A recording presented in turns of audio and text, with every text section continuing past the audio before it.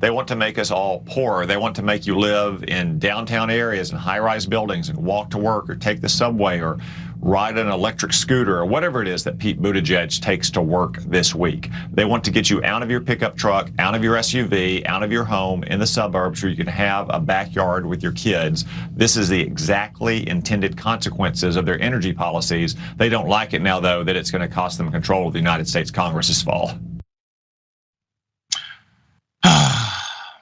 Okay, Tom Cotton there is talking about green energy policies the Democrats are pushing, but he somehow connects it to how, Pete Buttigieg and those guys, they want to make everyone live that filthy urban lifestyle, taking subways, going to restaurants, hanging out, having a nightlife, living in a place where they enjoy themselves. Now, apparently they're pulling people away from that suburban lifestyle, which last I checked, people are flocking that direction because it's slightly cheaper, but not even that much anymore. But it's all about those big cities and how they're destroying everyone's lives. That's a not so subtle way of trying to appeal to those suburban white voters there, which you already got there in Arkansas. But there's more as far as it comes to how many lower income families are trying to get out of those situations, but they're stuck there because that's just what they're looking at. So Cotton's bashing city life and all that. Let's take a look at what's happening in Arkansas, because he said there's a lower quality of life. People are smashing these small matchbox apartments. What's going on in Arkansas? Let's look at this chart here, because this is where they rank in healthcare, 49th out of 50 states. In education, 41st, economy, 41st, infrastructure, 43, opportunity, 22. Fiscal stability, 14%. Crime and corrections, 48%. And natural environment, 30%.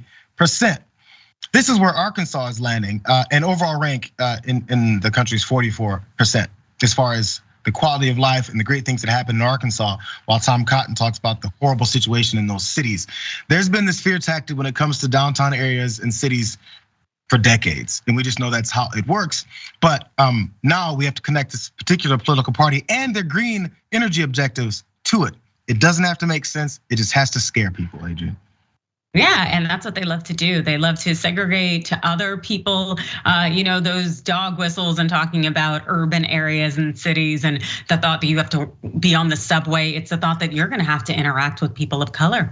And they're dangerous, it's scary. And the thought that you're gonna be out there, it really harkens this whole white supremacy narrative and how they keep people in fear. And the thought that if you go into this city life or urban area or things change, it's gonna be bad for you. It's so pathetic and sad. It's so sad. And there's a reality to this, because I remember there's this energy when people go downtown or go to a game, a downtown game when they live out in the suburbs. And there's this fear like, we're on the subway, you guys. Oh my God, there's people standing there. Oh man, there's no lawn here.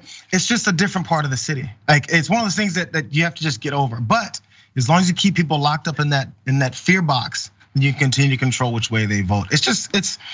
I remember once I got old enough and I lived in the downtown area when I went off to college at 18 years old, I was like, where has this been my whole life? Yeah.